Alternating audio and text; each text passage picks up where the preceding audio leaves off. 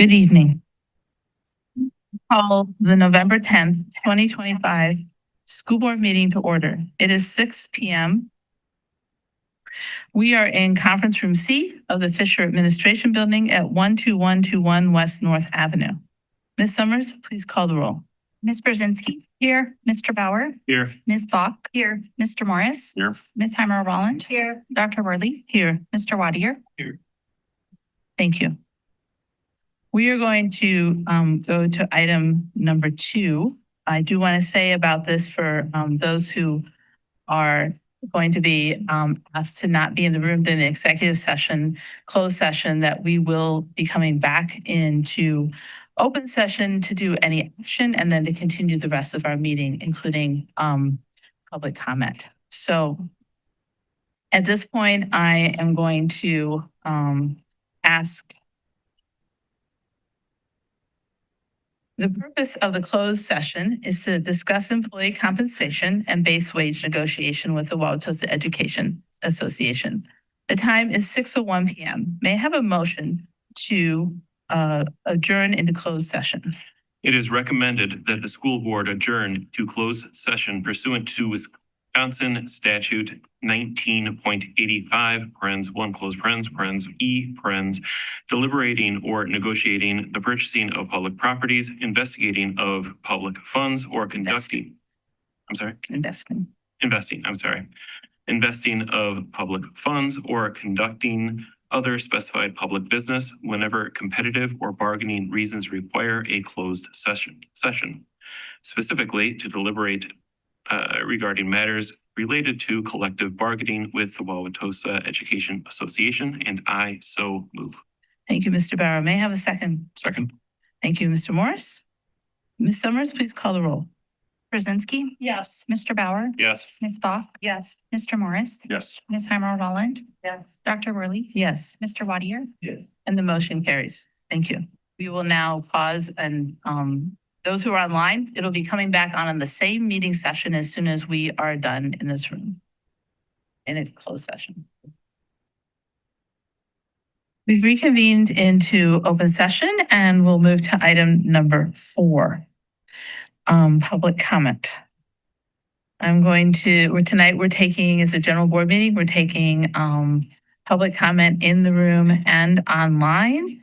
And I will read now the policy that shapes our public comment. Policy 0167.3, public comment at board meetings. Members of the board value the input of students, parents, staff members, and community members.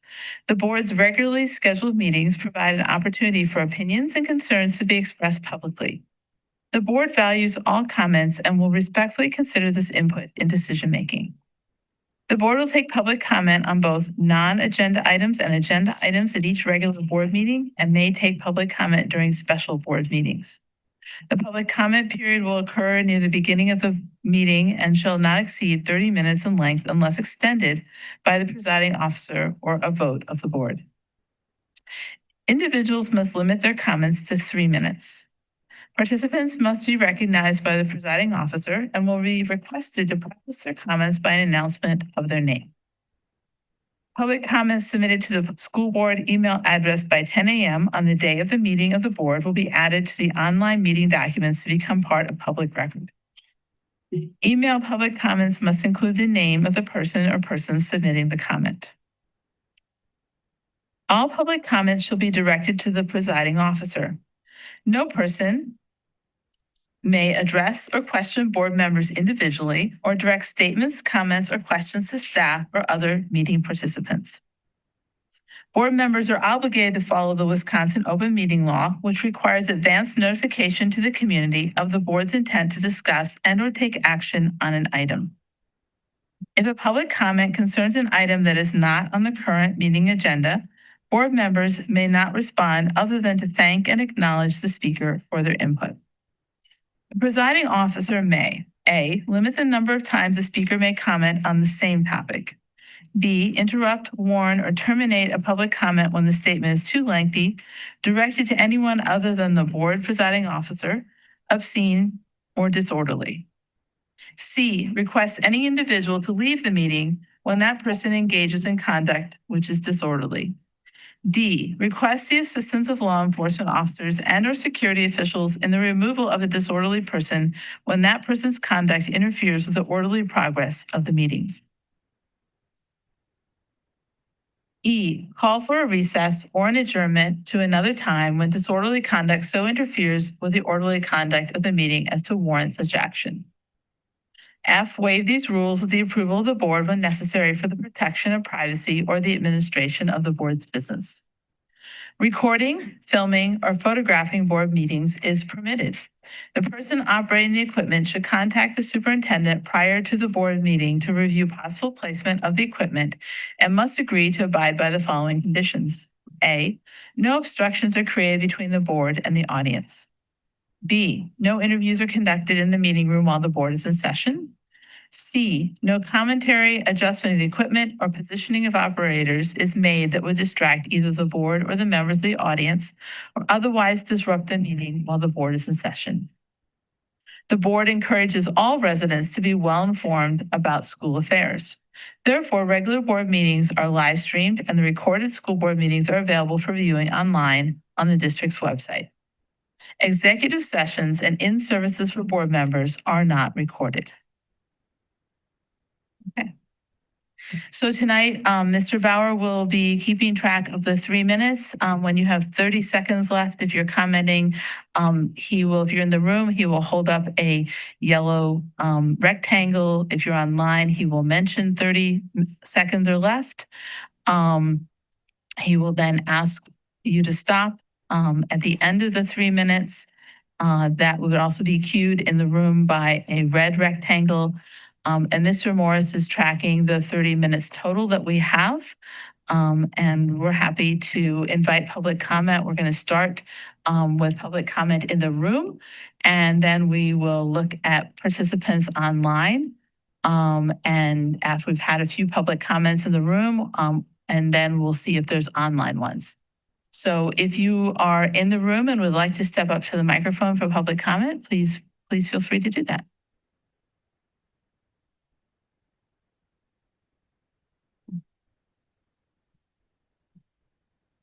Good evening, board. Yeah, I'm short. Katie Wilkes, president of the Wauwatosa Education Association. I'm here to thank quite a few of our committee members here in the room this evening, and thank Ms. Zalazowski, Dr. Means, and Mr. Ecker for meeting with us over the past few months. I also want to thank all of the teachers who wrote emails to inform you how they felt going into what would have been the special meeting last Thursday. And I thank you for reading those and truly valuing what people had to say in those. We were very happily surprised with how many people shared what they were sharing with us, with you. So I want to thank you. And I want to say a shout out to my Vice President, Sarah Bremer, for all of her hard work over the past few months. Thank you. Is there any other public comment in the room?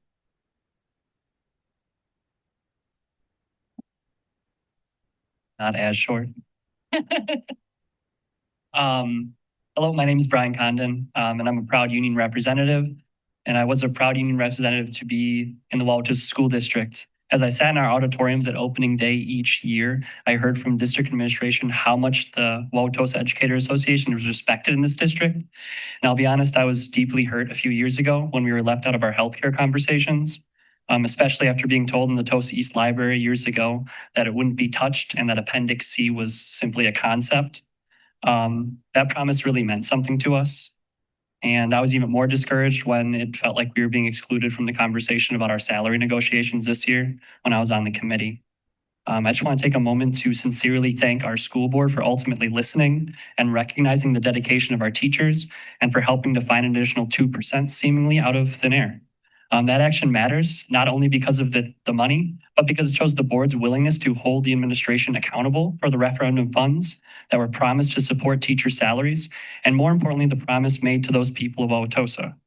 This can mark the moment where Wauwatosa School District no longer strives to simply be competitive in terms of salary and becomes a leader in the years to come, bringing in new amazing educators and retaining our teachers at home. This moment really brings me hope that moving forward we can communicate openly and start to work as true partners. Because when teachers are supported and respected, our students and our entire community will thrive. Thank you. Thank you. So typically we take about 3 in the room. If there's one more that wants to go in the room, otherwise I'm gonna go online, just fine too. Okay, one more coming to the microphone here, and then Jamie, after that, we'll move to the 2 people who are online. I'm medium height. Okay. Hi, I'm Emily Petrin. I am also a union rep at Longfellow. And I just want to say a huge thank you for taking the time to read our emails. I'm not sure how many we sent to you, but I have a feeling it was quite a few. And reconsidering the initial offer that you guys made for salary increases. The initial offer of 0.5% to each step was kind of difficult for us to hear, considering it was so far away from the suggestion that we had made and that we were hoping for. But our teachers are very passionate and hardworking, and these individuals really felt seen after you guys took the time to reconsider and postponed that board meeting so that you could really in-depth look at what we were saying and what we were talking about. So thank you. We're also grateful to feel like we were part of the conversation, and thank you, board, for hearing us out. Thank you for your comment. Okay, Mr. Price, we'd like to move to online. I see 2 hands raised, and I'm not sure which one is first, but I'm open to Okay. whichever one. Sykes, iPhone, you have the microphone. Thank you. Carrie Sykes, from my kids go to Eisenhower. We live in town. I want to say a huge thanks to all the service members. I just had a question and I realized I won't get an answer, so I'll continue to listen in. Curious if the board or the district will be giving some information on thoughts of agility with our finances, especially hearing some of the things that are going on in the school district, particularly as it might have to do with STEM as well as any of the teacher information. So again, just curious about hearing how that impact will be for the district and listening to see what I can learn about that. Thank you. Thank you for your comment. We'll move on to the second hand online, please. Chris Merker, you've got the microphone.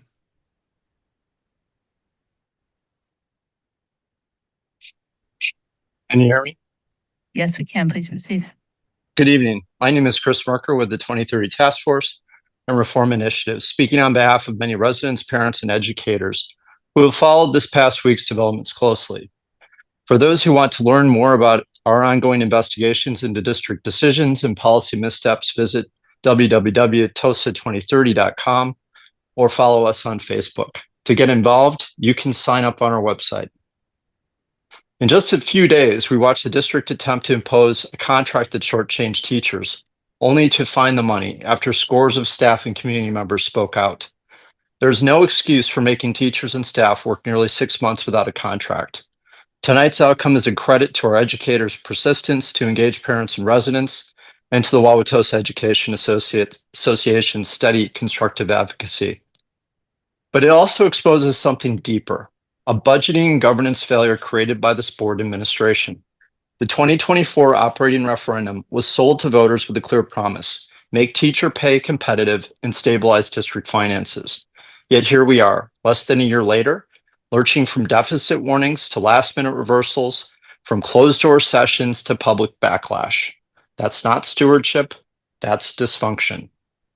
And no one should be surprised. We've seen the same pattern of squeezing pennies everywhere, from efforts to defund support for the Tosa East Marching Band, to pushing extracurriculars to raise outside money, to reneging on promised compensation for teachers.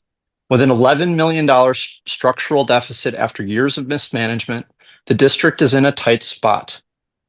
But these are self-inflicted wounds. It will take far more than a single concession tonight to restore trust or achieve financial stability. We still have not seen a real transparent plan to right the ship, one that prioritizes classrooms over bureaucracy and proactive governance over damage control. And let's be candid, Advancing a $350 million high school and middle school facilities referendum next year, while the financial house is in disarray, is indefensible. First things first, get your house in order. Wauwatosa deserves leadership that plans responsibly, communicates honestly, and respects both educators and taxpayers. We are ready to work toward that outcome openly, constructively, and with urgency. Thank you. Thank you for your comment. I see a third hand has been raised online. Mr. Price, could you go to that speaker, please? Nicole Eder, you have the microphone. Thank you. Actually, this is John Eder, her husband, and resident and Wauwatosa teacher, and proud Wauwatosa parent, and member of the negotiations team for WEA. Just wanted to come in to urge the board to approve the district's proposal, and just want to say yes, it took us a while to get here, but when I came here in 2007, I think it took us till February to get a contract then. So it's been a long and bumpy road, but that's part of that can be part of contract negotiations. And I'd just like to to take a moment to thank both this board, the previous board, and Dr. Means and his team for the historic investments that have been made over the past 4 years for our teachers. So it's so for many, many years, our compensation lagged behind other districts, and it's been wonderful to work with an administration and boards that were willing to to meet with us at the table and to do a lot to help us and to make this a great place, an even better place to work, and one that because of those investments has been attracting talented veteran teachers from other districts, finally willing to jump ship and join us to offer our kids the best education possible. So again, I urge you to vote in favor of it, and again, just thank you, board, for supporting us, and thank you, Dr. Means, for being willing to work with teachers. Thank you for your comment. I don't see any further online. Is there anyone else in the room who wanted to add public comment before we close it? Okay, we will end that item number 4, public comment, and we will move to item number 5, consent agenda. Closed it on a positive note. Yeah.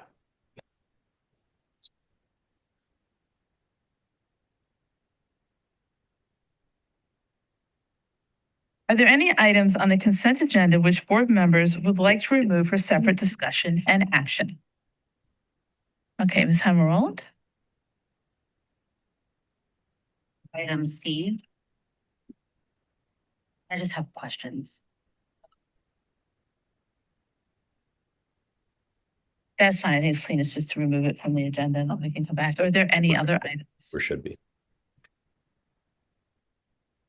Okay. So Ms. Hammer-Rowland has requested item C to be removed from separate discussion. What's that? So we need to close off any online. If they are, well, then they Bring will. one of the we got speakers. what we wanted, and we got, or almost what we wanted. And Could we go ahead and mute all the speakers that are online? Okay, thank you. To remove for separate discussion and action, board, do you concur? Any objections? Okay, hearing no objections. It is recommended that the school board approve the remainder of the consent agenda. I'm just going to say that and ask for a second. Thank you, Ms. Hammer-Rowland. Ms. Summers, please call the roll. Ms. Brzezinski? Yes. Mr. Bauer? Yes. Ms. Falk? Yes. Mr. Morris? Yes. Ms. Hammer-Rowland? Yes. Dr. Worley? Yes, Mr. Wadier? yes. and the motion carries. Thank you. So let's go to item number C and see what your questions are. Thank you so much. These are mostly be for Dr. Marble. I just had a question. So some of the prereqs still list Algebra 1 and Algebra 2. Will that just shift as integrated math 1 and 2? Yep, that's accurate because right now nobody has completed integrated one. Okay. My other question was for the teaching assistant. It says credit bearing option has been removed, strictly not offered, not for credit. Yeah, so our two high schools were functioning very differently in terms of how they were leveraging the teaching assistant to have for students to earn credit, despite our many attempts to create a process and have there be some teeth behind students earning credit. We were not able to make the proper progress that we had had imagined, and actually our school counselors had recommended that we move in this direction. And then just one last comment, it looks like you've done a lot of work on merging classes together, which I think will actually end up giving our high school students a lot more access to these classes. And I appreciate that several classes are now going to be available to 10th grade students. I think the sooner that our students are able to choose their classes and kind of get out of the straight classes, the more enjoyable experience they have. So thank you for you and your team's work on this new guidebook. It's great. Could I add one other comment? I believe that last year at about this time, or soon after it, some of the folks who have students who are in special education asked for clarity. Do you feel like this course guide now has the clarity, or is there another mechanism that they're able to use as they do planning with their students? There should be ample clarity in this document now to be inclusive of all students. I thought so, but I just wanted to make sure that, okay, that people heard that you had done that work. So any other comments or questions from board members? Okay, so hearing none, would you like to read the letter C? So you just said It is recommended that the school board approve item C, and I so move. May I have a second? Second. Mr. Bauer, thank you. Ms. Summers, please call the roll. Ms. Brzezinski? Yes. Mr. Bauer? Yes. Ms. Bach? Yes. Mr. Morris? Yes. Ms. Heimer Roland? Yes. Dr. Worley? Yes, Mr. Wadier? Yes. and the motion carries. Thank you. So we now move to item 6, strategic goals, systems, and structures. Thank you, Ms. Salazowski, for being here. Good evening. The first item on the agenda this evening is recommendation to approve a collective bargaining agreement between the Wauwatosa Board of Education and Wauwatosa Education Association. This document reflects the maximum allowable salary increase for a represented teachers union under the law at 2.95% for the contract beginning July 1, 2025. Okay, thank you. Do you want to, Sarah, do you want to read that? Yes, Ready? please. It is recommended that the school board approve the 2025-26 agreement and base wage increase for teachers represented by the Wauwatosa Education Association of 2.95%, and I so move. May I have a second? Thank you, Ms. Heimer Roland. Board, is there any comment?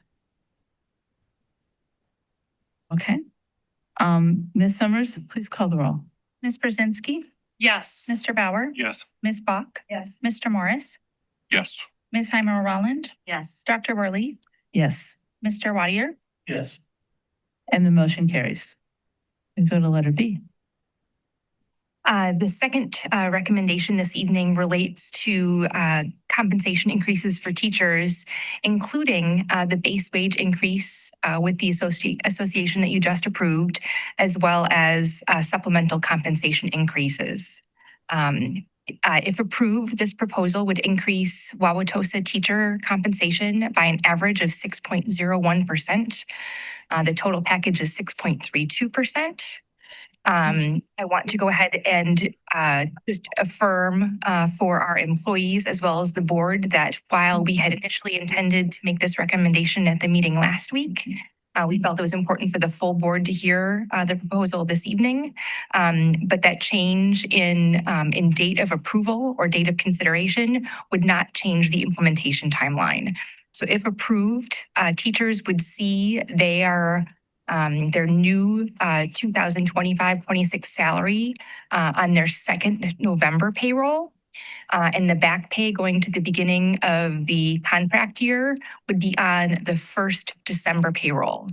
We have not yet finalized when new contracts would go out, as we prioritized the pay that goes with those new contracts over the contracts themselves. Okay, thank you for outlining how that's going to work. I also want to say on behalf of the board that we are really pleased to honor the commitments that have been made by past board members and by our own current board members to what the referendum said it was going to do. And I will say that we continue to feel this is important, and we went to the community because we are clear that there is inadequate funding coming from the state towards public education, and that we went to the local community, and I'm very proud of our city that we stepped up and are taking care of our teachers in the classroom, as well as our educators and administrators across the board in this district. We did have, some of you know, we've been discussing it and thinking about this, and we continue also to have a strong fiscal responsibility. As board members, we're all committed to that. And we will continue to work with the district to make sure that this is sustained, even if this means we have to make some hard decisions internally, financially. Don't know what those will be yet, but we're going to make sure that that we're being fiscally responsible, as well as responsible to our educators and to the referendum. And I did want to note that we do have one employee this year that is not getting any increase. And I want to recognize Dr. Means for voluntarily instructing the human resources and the board that he was not going to take an increase this year. That said, we're going to put this on the table and then open this up for any other comments that board members want to make. Liz, would you be willing to read? It is recommended that the school board approve the 2025-2026 supplement wage increase for teachers represented by the Wauwatosa Education Association of 3.37%, and I so move. Thank you. May I have a second? Thank you, Mr. Wade. Board members, anything else you want to say? Yes, I would like to acknowledge that there are so many people from our school staffs to community members, so many parents who reached out, and over again, they wanted to say, we really care about our teachers, we care about our schools, we care about our children. Please take care of the people who take care of our kids. We know you work hard. So thank you for sharing that. Thanks. And thanks for when you reached out, thanks for doing so in a considerate and constructive manner. It really helps reading all of those emails when they're worded so kindly. Thank you. Thank you, Ms. Brzezinski. Any other board members? I think what you said is obviously well reflected in the faces of other board members. Okay, hearing none. Ms. Summers, could you please call the roll? Ms. Brzezinski, Yes. Mr. Bauer, Yes. Ms. Bach, Yes. Mr. Morris, Yes. Ms. Heimer-Roland, Yes. Dr. Worley, Yes, Mr. Wadier. Yes. and the motion carries. Thank you. Ms. Elzowski, thanks for all your work. Dr. Means, thanks for your work. We move to letter C. The final recommendation for the evening addresses salary increases for a very diverse group of employees in the organization. What we've referred to and are reflected on our staffing plan is our educational and operational staff. This includes administrative assistants, custodial and maintenance employees, educational assistants, both exempt and non-exempt select employees, as well as administrators. There are at least 5 different salary schedules represented by this group, as well as a number of positions that do not come with their own salary schedules. The recommendation for these employees in the organization is an average increase by group of 4%, coming out to an average total compensation increase of 4.32%. I would note that based on the particular schedules and the employees in the groups, based on where they fall in the different steps, the percentage that we're adding to the schedule in order to make sure that there's an average 4% increase per group varies, and it is outlined in the recommendation. This is for every employee in the organization, save one. As Dr. Worley mentioned, that Dr. Means has requested a salary freeze for this year. Okay, thank you. Jason, you want to get on the floor for discussion? It is recommended that the school board approve the 2025-26 recommended wage increases averaging 4% per classification as proposed for non-teaching classifications, including administrative assistants, custodial and maintenance employees, cooks, food service staff, educational assistants, recreation and technology department staff, administrators, and select exempt and non-exempt employees, and I so move. May I have a second? Second. Thank you, Mr. Bauer. Any comments? I mean, I do want to say appreciation to Dr. Means, but also make very clear that this was voluntary. The board does not see this as representative of any disappointment that we have in the work that Dr. Means is doing. This, for me, that's the hardest part of all of this. I think that we need to continue to compensate all of our employees. But I understand the request, and I understand and appreciate how it positively affects our budget in this district. Anyone else? Comments or questions? Again, I think it's important to say thank you to all of these people that are represented in these groups. Our schools cannot run without your hard work. So thank you so much. Okay, thank you. Ms. Summers, please call the roll. Ms. Brzezinski, Yes. Mr. Bauer, Yes. Ms. Bach, Yes. Mr. Morris, Yes. Ms. Heimer Roland, Yes. Dr. Worley, Yes, Mr. Wadier. Yes. the motion carries. Thank you. Thank you, Ms. Elzowski. We recognize that some people may have come just for this section of the meeting. You are certainly welcome to sustain yourself further in the evening if you would like. If you have other commitments and this was what you were here for, please don't feel shy about moving and going home and getting some other things done. We appreciate the public comment this evening and the participation. We move now to item number 7, first reading of policies. Policy, we are a policy board, and policy is at the heart of a lot of our work. So I'm going to turn this over to the policy committee leadership to tell us a little bit about what you've been working on and what feedback, and give board members opportunity to share their thinking. These are first readings of policy, which means they are not action items tonight, but they are up for discussion. Okay. We're starting with policy 5500.01, conduct in virtual classroom. This is a new policy for us. It's important given that we have virtual classrooms, and this is just our first reading. Is there any questions?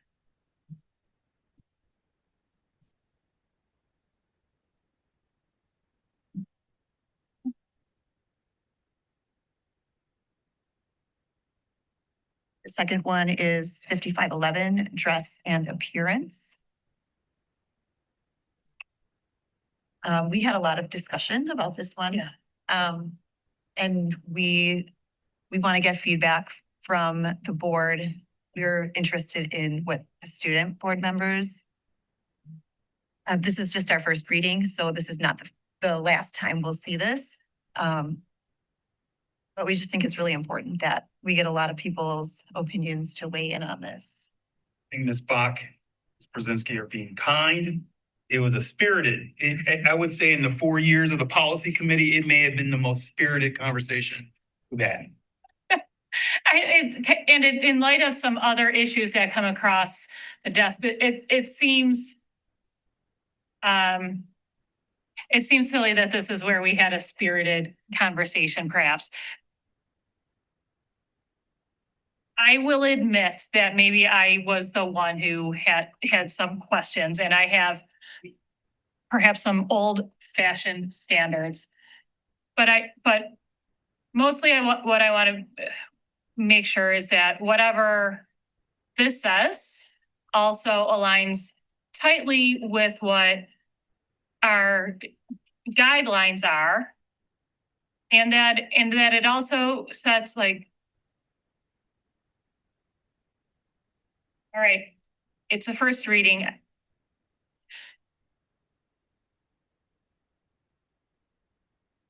Do we have expectations for like how people show up for students? Schooling is akin to your job. Do we hold expectations for how people show up for their work? Brzezinski, if I may, and Yes. I want to tee this up for our student reps.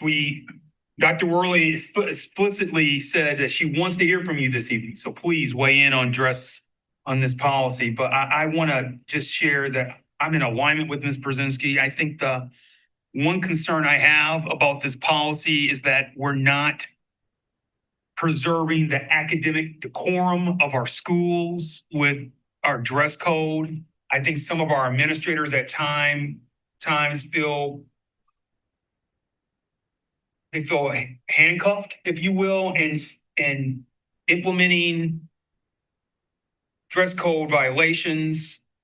I have seen things. I've seen things in our schools where I'm concerned about house shoes, hair bonnets, slippers. Crocs. Not Crocs, clearly slippers, hair bonnets, do-rags being worn in the school environment. And I have a concern with the academic decorum.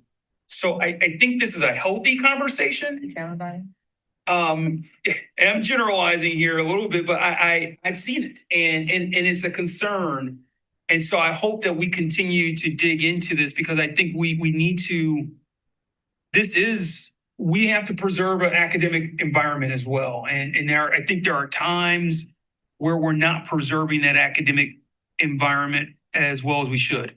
I would just say that I know last week, was it Thursday or Friday, we had board members go to Whitman and Wauwatosa West, and we've made a lot of progress in those buildings. And when you walk through those hallways, they're not, and Dr. Worley is a parent of students who have traveled that pathway. Part of why we were able to make the turnaround in those schools is because we doubled down on the academic decorum of what we expect of young people. And so I hope that as we continue to have this conversation about this policy, that we make sure that that's forefront in the discussion. I have a couple. I just want to say, first of all, there's the discussion, how it evolves in terms of the policy versus the administrative guideline. Right? We often talk about if you get too specific in policy, then you have to go back and change of the policy, the administrative guideline. But I guess so. It's one thing for us to keep in mind. I would love to see between the times that we have to look at this. A reason I asked for student engagement, not to put you all on the spot. I mean, really, you are, have the opportunity to talk to other students, is because I think it will all go better if it's reflective of coming as well, also from our staff, but from the student space. And one thing that caught my eye was, because it's the principal, which makes sense. We have two high schools.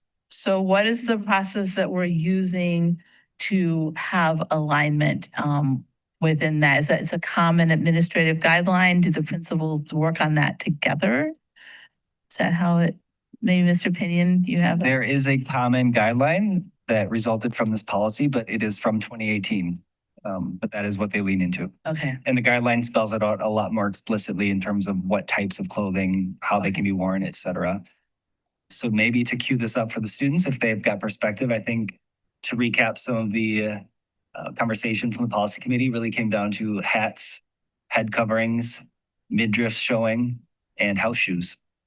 Hoodies. Hoodies as part of head coverings, hats, yeah.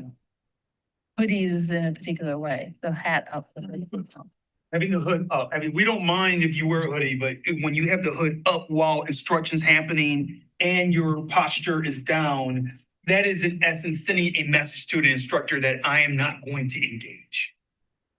Do we have, and this conversation may have been had already, do we have within that though a discussion of, sort of sensitivity to fabrics, overwhelming, like are the pathways that if that is for a regulation, what is the pathway for a student and how do they learn and understand that? Because that takes us into a different space. But I just want to put that out there. I do want to, you've had a little bit of time to think and react and hear a little bit of this discussion. Student board members, do you have particular asks or thoughts or processes or ways that you would want the policy committee to consider or processes that you'd like to see on this moving forward?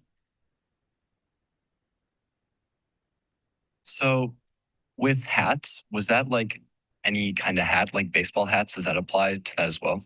So the way the administrative guidelines have read since 2018, it does say that heads can be covered, but as long as it's not obscuring part of the face for safety reasons. So right now, as the guidelines read, head coverings are allowed in different shapes and forms, as long as they're not obscuring the face. Okay. In my personal view, I think that there are a lot of people who wear like do-rags who wear that as like a sense of their personal style as well as for their hair. And I think that a lot of people where board members might see something as unprofessional and not for a school setting, those students might also see it as part of their self-identity. And I do understand what you're saying, Ms. Brzezinski, about school being like a job and you want to maintain at least a semblance of professional decorum there. But I also don't know if the best way to do that is having a strict dress code that would limit student self-expression when they're in the classroom. I do think it makes sense with like a hoodie, not if it's interfering with their learning, if they're like covering their face and then not paying attention at all, I think that makes sense. But if it's something like slippers or wearing a do-rag that doesn't actually interfere with their learning, I don't know if I would agree with that as much, but I would respect whatever decision the board makes. Teacher feedback.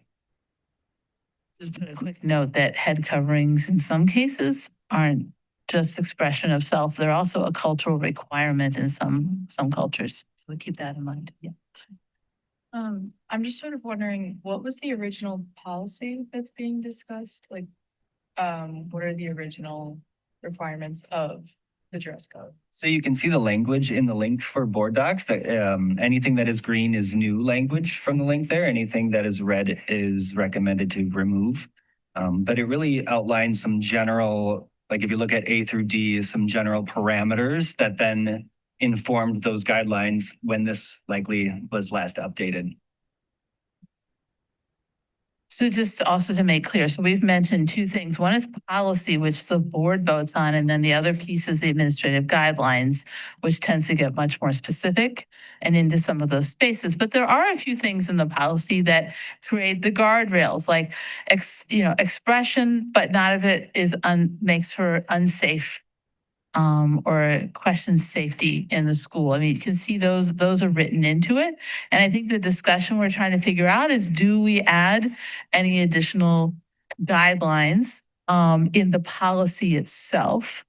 Or is it that the policy, we need to be thinking about it, the policy does what we want it to, but as Mr. Pinion has mentioned, there hasn't been a process on the administrative guidelines for a while. So I think that's, if I'm hearing the conversation, that's kind of where we're at. And the policy committee is at as well. Been many teachers who have like expressed that they feel that it's like causing a disruption, just like student stress in their classrooms. That's a good question. Mr. Pinion, do you?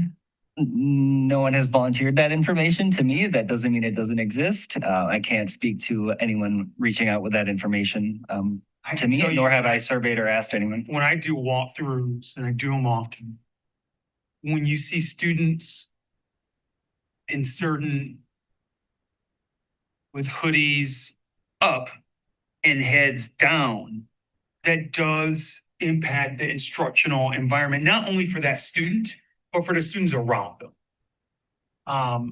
And so that's one component. I think that issue of decorum is also something where teachers feel like they're kind of stuck in terms of, is this an expression? Do I try to help the student understand, as Ms. Brzezinski and I align with that, the statement she made, or is school a space where we are trying to convey that there's a level of decorum that will be expected when you are in a place of work? So, believe it or not, I used to wear a do-rag. There was a time where I had hair where I could wear a do-rag. I don't know if I would have ever worn said do-rag at a board meeting. And so I appreciate the concept of what self-expression is, but, and I'm only speaking for myself here, but I don't know as an educator if I am preparing individuals who will say I'm expressing myself when I wear a do-rag, if I am not also indicating and showing that there's another pathway that perhaps in certain channels of society, you will have to transition. In some circles, they use the terminology, you may have to code switch. You may have to there's a lot of different language that we use. And as an educator, because at the core, I'm not just a superintendent, I'm an educator. I don't know if we are collectively as an organization helping young people understand that there may be environments, forums that you'll have to go into where you have to present a certain decorum. That is, again, I'm speaking for self. And so to answer your question again, I believe that some of our administrators have been, they feel stuck and understanding what they can and cannot say to help young people evolve as they are maturing and figuring it out. So if I could have sort of respond, have a thought on this.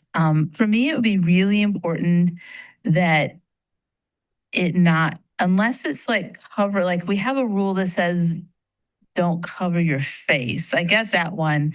But I wouldn't want to have a guideline that got so specific into one area or another. So either we have head coverings or we don't, right? But if I think about parallel to our cell phone policy, that we realized that there was a need for maybe social media education. And I feel like some of the things you're mentioning to me are much more about that mentoring and guiding than they are about setting a policy. And I think we run into some really, really tight places, whether we want to call it self-expression, multicultural inclusion,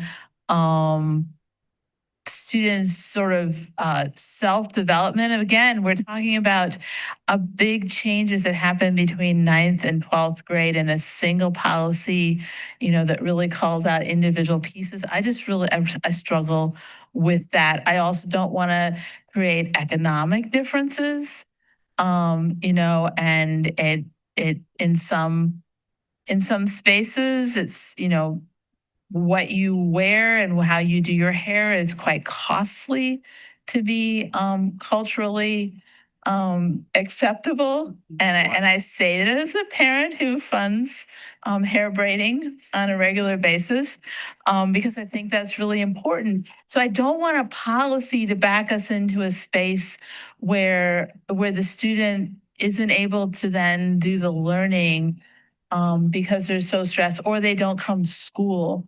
So I really appreciate the conversations that can come out of this, which is why I've kind of said this one policy committee member, well, how do we engage students more around this? How does this become something that maybe students in the school lead and help design, and maybe our link leaders or our advisory people or our student council starts to think about how those discussions get going. There are going to be jobs where covering your hair is actually probably a good decision. If you're going to be painting, for example, or cooking or some other things, there are places where it is actually part of. But I know there's particular ones that may be being used. And then the other strategy would be, how do we support our staff in having those conversations with parents, with students as they need to happen? I still go back to, I feel like, and I think many agree with me, that any behavior is a student trying to give us a message about something. And so where we go back to our theory of action, those adult practices, where those change, then our student outcomes improve. So I really appreciate this being brought up. I think it's always good to talk about. And I would just encourage us to think carefully about what we have to do by law and by, sort of at the inclusion level. At the same time, creating that space for conversation, to support Mr. Pinion and anything to move forward on that, to support students in bringing forward what they'd like to see in their learning environment, as well as staff, who may be, carefully saying, well, I don't know if I can say something about sunglasses, for example, right? So where are those spaces where we can be supportive, but not create a policy that's so restrictive? That's just my take on this. Dr. Rowe. Yeah. So I think I'm probably at the polar opposite of Ms. Brzezinski and Dr. Means' feelings on this. I think policing students and what they're wearing, quite frankly, puts a lot of pressure on our administrators. Some days my daughter spends 2 hours on makeup and getting ready before school, and other days she shows up like in a hoodie and pajama pants. I just don't think it has an impact truly on student learning. I know when this policy changed in 2018, I did a lot of research. One, because minorities and females are much more likely to be called out on any strict dress code. And I didn't at that time find any research that shows it really makes an impact on student learning. I also think it's more of a family discussion. If I'm okay with my daughter walking out in pajamas, then I think that should be okay for school. I wouldn't recommend slippers necessarily, maybe some fuzzy Crocs. But I just think I was really happy with where our district landed with this policy. And it would take a lot of convincing, at least for me, to have any more restrictive language added. Thank you. Yes, Mr. Wade. I think I'm probably somewhere in the middle on there. It kind of depends on the initial language. Ms. Brzezinski said, if we're going to equate school to being their job, and I get, for the most part, we're talking about high school here, and probably a lot less about middle school and elementary. Because I don't view school as their job, talking about 8th grade or lower. They're still children. They're learning.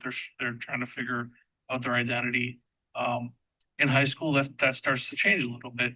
But also, I don't like the concept of pushing the narrative that school is your job, because that is a very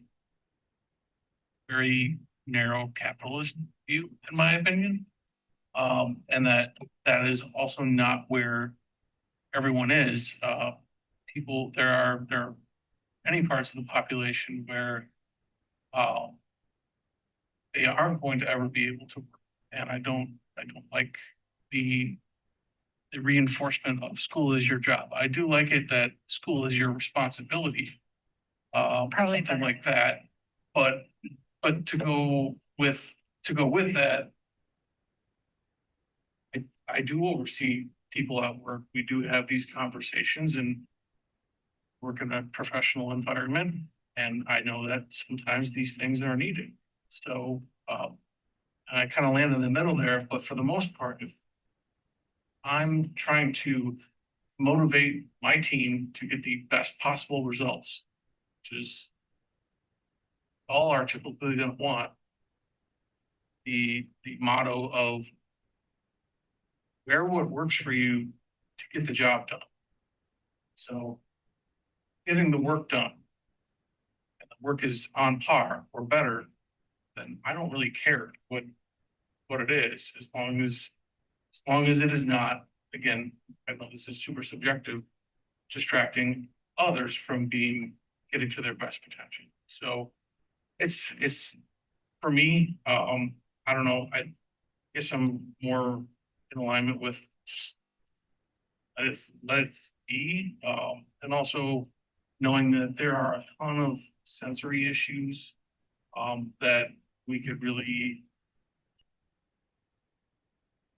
have to force more in-depth discussions about establishing IEPs or filing floors if someone doesn't realize they have a sensory processing issue. And maybe it takes them till they're 17 or 18 to realize that, socks and I don't get along. And I get twice as much work done when I'm barefoot. There are plenty of people that is a thing to say. But I'm rambling on this, so I'll wrap it up, but that's kind of where I'm at with it. It's good, and I don't think we necessarily are, from a policy perspective, I don't see anything that really hamstrings us, but also I wanted to make sure that we're full on it. I'm with Liz and Jason on this one. I think this is just fine the way it is. If we start to restrict from a policy point of view, we're going to restrict the administrations of the buildings, and they have so much time during the day in order to affect all of the rules that we are asking them, or all of the policies we are asking them to do.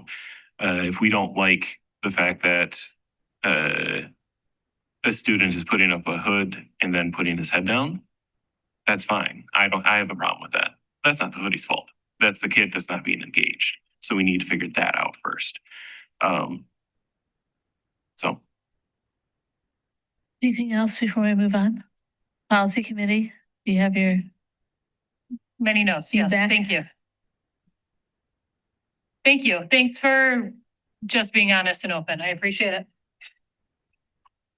So we will move on then to 5513, care of district property. Any comments? Or anything you want to tee up on this one?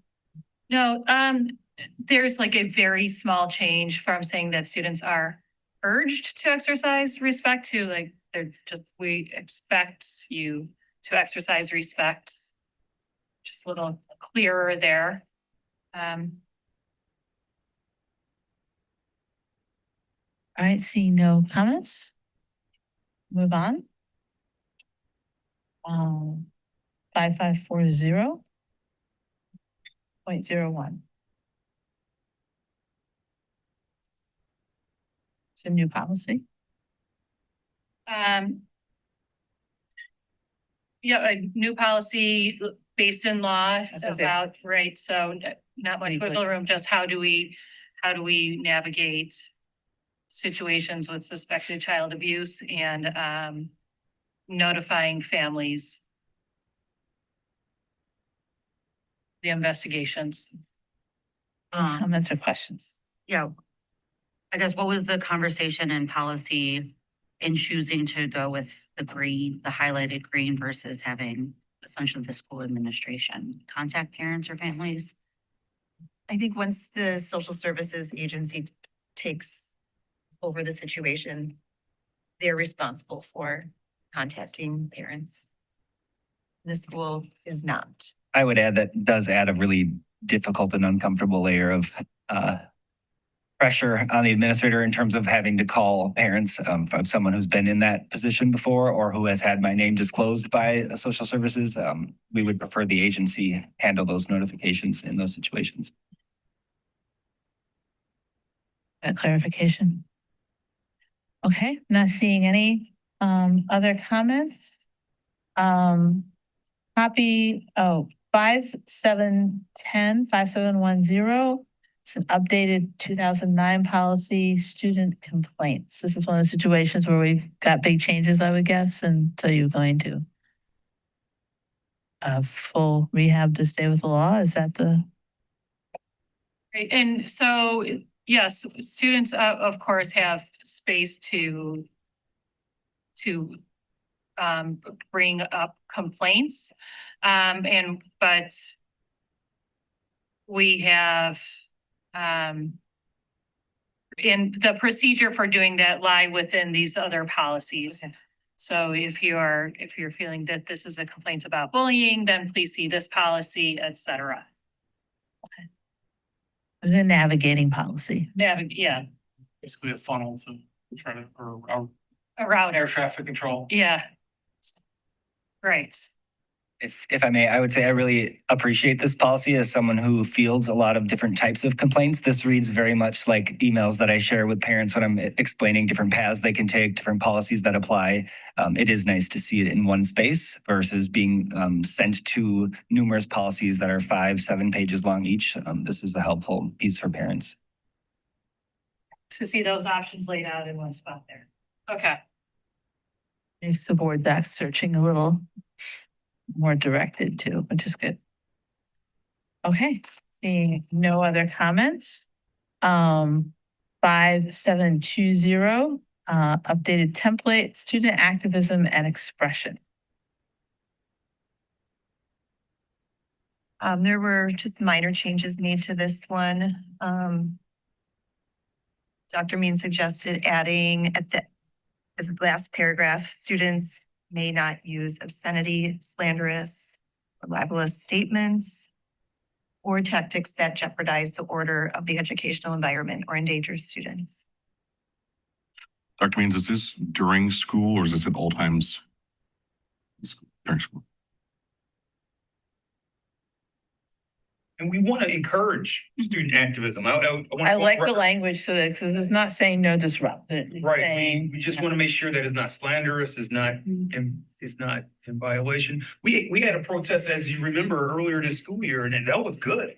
Our young people left their campuses in protest of trying to get more gun control laws on the books, and we were quite proud of our kids, and we want them to do it. And they did it in the right way. They went to their administrators prior to the walkout, and they shared with them how it was going to happen.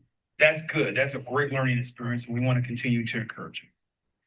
is that something, this is a side note, but it was my sense that the two principals might have approached that a little bit differently. Is that something that we can add to the annual conversation among principals about, so not that they have to be lockstep, but I think it would be helpful to have a similar way of thinking about process and how things would happen. I mean, especially if you have a difference like between, is it excused or not excused? All that creates all this chaos instead of just having, this is how we're going to do it. I have a growing list of policy and associated admin guidelines to update and to review. So we will certainly get that in the queue in terms of pieces to continue standardizing across town. In the interim, we do meet with our high school principals every 2 weeks just to create alignment. We can definitely put that on our agenda for a future. So thank you for it just takes away from the educational piece when people have angst about one school is this way and other schools the other way. Dr. Mintz, can you give me, just so I guess I understand the disruptive tactics, but were the change for were tactics that jeopardize the order of the educational environment, not the endangering students, but that first part of that, the tactics that jeopardize the order of the educational environment. If there are young people who are engaging in tactics that will prevent teachers from teaching because they're yelling in the hallways or they're stopping instruction somehow, some way, those are the types of tactics that we can't condone. The protests can happen, but when it interferes with the instructional mission of the school, that's when we have to draw a line. That's what it means. Okay. I was just curious on there because the walkouts and organizing and all those things I understand. I've read and seen other things, especially on the West Coast, where they've staged the digital silent sit-ins where they turn their chairs away and in silence. That's okay. And I said, but that when I read that as that's disruptive to the educational environment, if they didn't, that came digitally. That was where something that was like almost like a flash mob, where it's like, send this to all the seniors. We are going to the left, or we're going to be silent until. But the teacher could continue to teach, and the students who want to engage could continue to engage. And I think that would be right. That's how I would interpret. Yes. That's exactly how I would interpret. And so if a principal called and said, Damon, what should I do? They've turned all to the left. And if the teacher can continue to teach, there may be some young people who choose not to participate in that level of protest. They can move on. Good conversation. These were good. I mean, no offense to prior policy committee members, but these were really good policies. And again, for our student reps, if you have other thoughts, please don't hesitate. Just because we had the conversation here, if you have other thoughts, please get it to us and we'll make sure that that's lifted up. I have one thing about with Mr. Morris's example. It also mentions not violating school policies or guidelines. I wonder, is there any guideline that if students just all turn away from the teacher and aren't talking or are completely silent, is that because you had mentioned earlier with if someone has a hoodie on and then they put their hoodie up and then they just sit at their desk, if that would be an issue, would it also be violating a policy or guideline if all the students did what Mr. Morris was I would talking about? not interpret that as a violation of interrupting instruction if prior to the protest, the leaders of said protests informed the principals that this is what we're planning to do. It might happen. It may happen. And so now as the principal, I can get to my staff to share with them, this may happen in your classroom. That doesn't mean that you have to stop teaching. Isn't the other piece of that is that in deciding to make that kind of protest, there may be consequences. So if you did that on the day of Socratic dialogue, for example, right? There's a certain consequence potential, but when people protest, that's part of what they work through, right? Is that, Yes. And I think if the may all have to come the next week after school and redo the Socratic dialogue if they want to improve their grade. For example, let's give that as an example. It would still be continuing education. That's in our American history, there have been civil disrust and civil disobedience, and the folks who engaged in it understood at some point there may be consequences for their actions. The young people who sat in at the lunch counters, they knew that there would be potential consequences, but they did it in the name of the protest.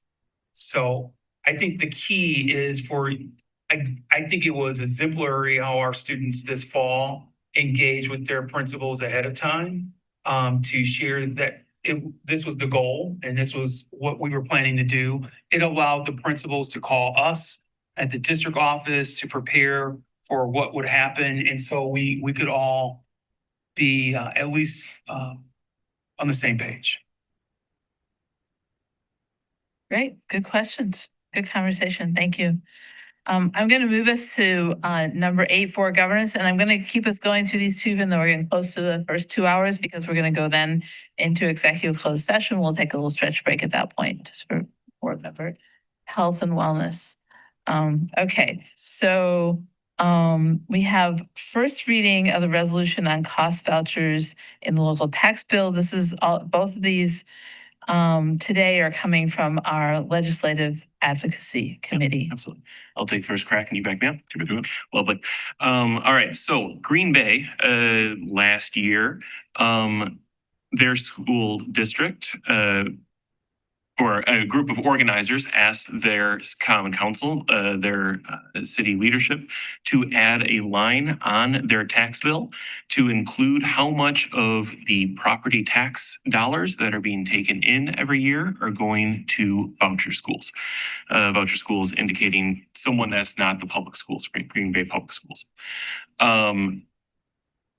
There have been since then multiple other districts who have also asked for this to happen. So this resolution would do exactly that. It would ask the city of Wauwatosa to adopt a more transparent tax notification model that would indicate how much of our citizenry tax dollars are going to voucher schools. Because, well, voucher schools don't have open records requirements or have to publish a budget or anything, really. So that is this is the first reading on that resolution. It would be to ask the our leadership over in City Hall to go ahead and include that. It would very likely have to go with some advocacy from not only us, but also from citizen action groups who have similarly minded goals. I cover all that accurately enough?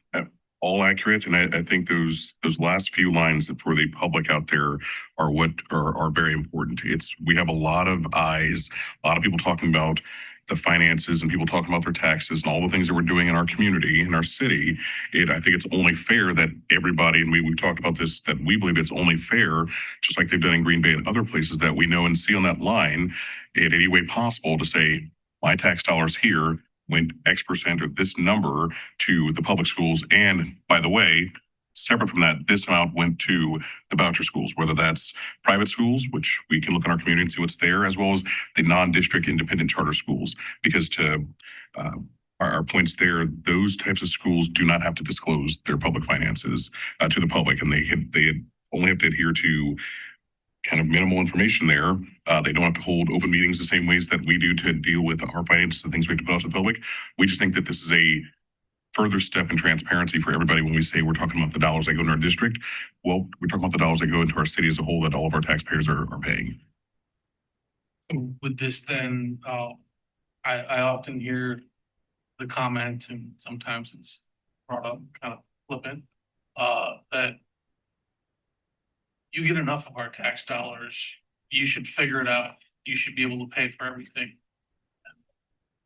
This would be a little bit of,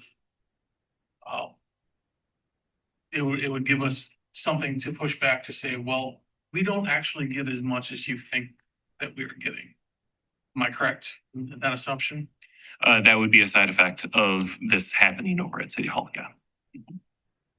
You bet. So you're looking to create some clarity when tax dollars are taken out for education, that it's going not just to public schools, and that many people may think that's where it's going, is just to public schools. Is some legislation regarding school vouchers done at the state level? You know, like what level of governance that's done at? So are you talking about like the funding for voucher schools and how those work? Yeah, that happens at the state level. Okay, Primarily. the state is saying like Wauwatosa has to allocate this amount of property taxes to that. Okay. That is correct. So there's a ticket price for each student that go into, right, it's their voucher that goes into public, or I'm sorry, a private school.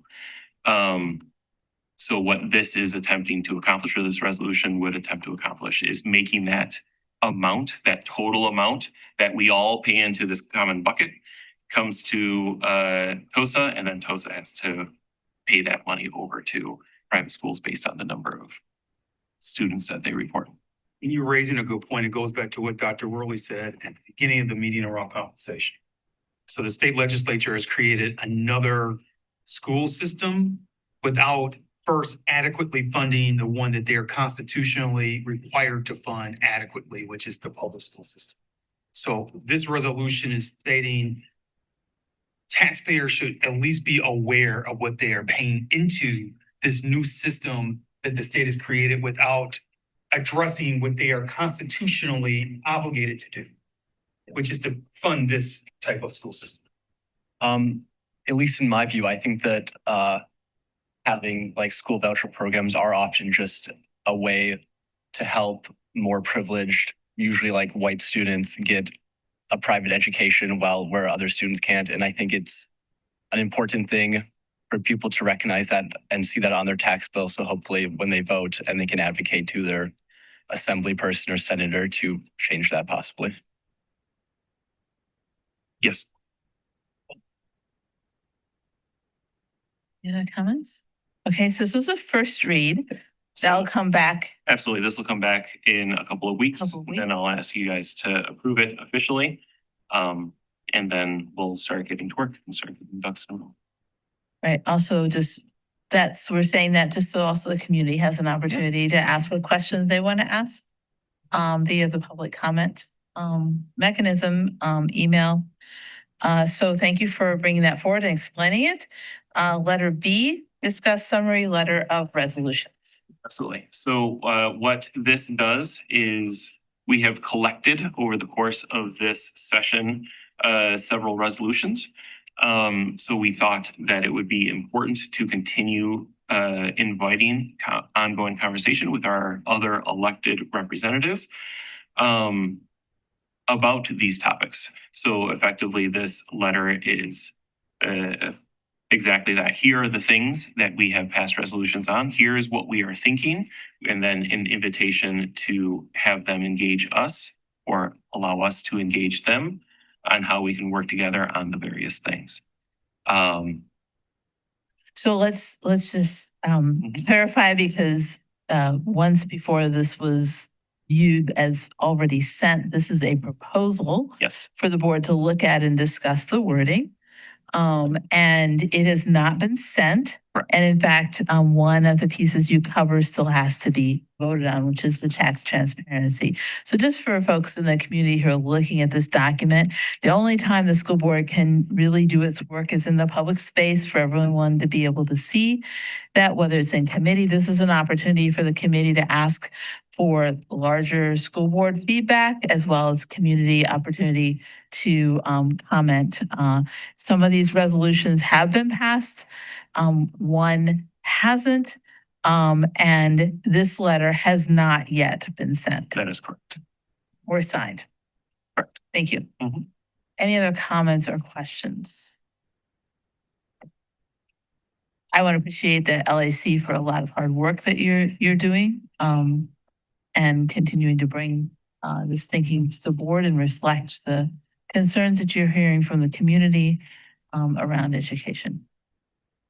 Okay, then we will now go to item number 9, which is to adjourn into executive closed session.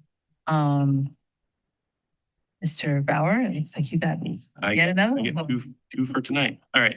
It is recommended that the school board adjourn to closed session pursuant to Wisconsin State Statute 19.85, parens 1, close parens, close, open parens F, close parens, considering financial, medical, or social or personal histories or disciplinary data of specific persons, preliminary consideration of specific personal problems, or the investigation of charges against specific persons, except where paragraph B applies, which, if discussed in public, would likely have to have a substantial, or would be likely to have a substantial adverse effect upon the reputation of any person referred to in such history or data, or involved in such problems or investigations, and I so move.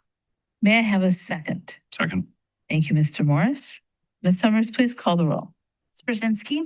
Yes. Mr. Bauer? Yes. Ms. Bach? Yes. Mr. Morris? Yes. Ms. Heimer Roland? Ms. Heimer-Roland? Yes.